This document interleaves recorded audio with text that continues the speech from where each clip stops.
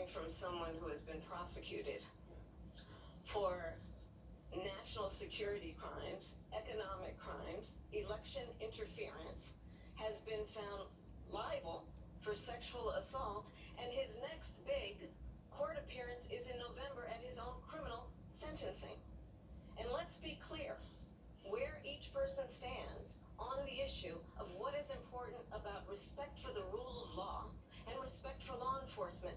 The former vice president called for defunding federal law enforcement, 45,000 agents, get this, on the day after he was arraigned on 34 felony counts.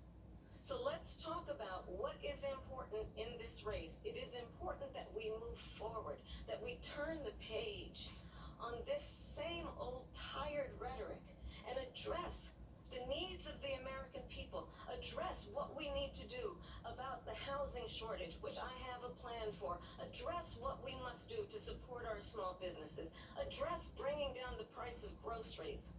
But frankly, the American people are exhausted with this same old tired playbook. Vice President Harris, thank you. Excuse me. Every one of those cases was started by them against their political opponent. And I'm winning most of them, and I will win the rest on appeal. And you saw that with the decision that came down just recently from the Supreme Court. I'm winning most of them. But those are cases, it's called weaponization. Never happened in this country. They weaponized the Justice Department. Every one of those cases was involved with the DOJ, from Atlanta and Fani Willis to the Attorney General of New York and the DA in New York. Every one of those cases.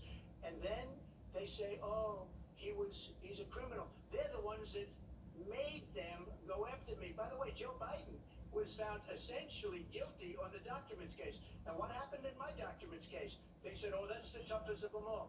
A complete and total victory. 2 months ago, it was thrown out. It's weaponization, and they used it, and it's never happened in this country. They used it to try and win an election. They're fake cases. President Trump, thank you. A really quick response here, Vice President Harris, on this notion of weaponization of the Justice Department. Well, let's talk about extreme and understand the context in which this election in 2024 is taking place.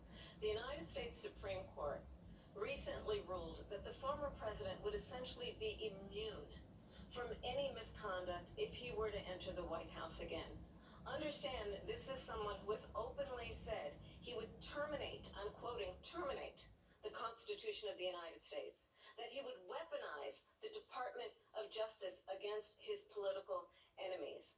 Someone who has openly expressed disdain for members of our military. Understand what it would mean if Donald Trump were back in the White House with no guardrails, because certainly we know now the court won't stop him. We know J.D. Vance is not going to stop him.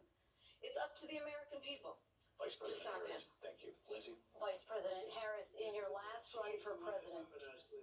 This is the one that weaponized, not me. She weaponized. I probably took a bullet to the head because of the things that they say about me. They talk about democracy. I'm a threat to democracy. They're the threat to democracy with a fake Russia investigation We do a lot that to get. went nowhere. We have a lot to get to. Lindsay?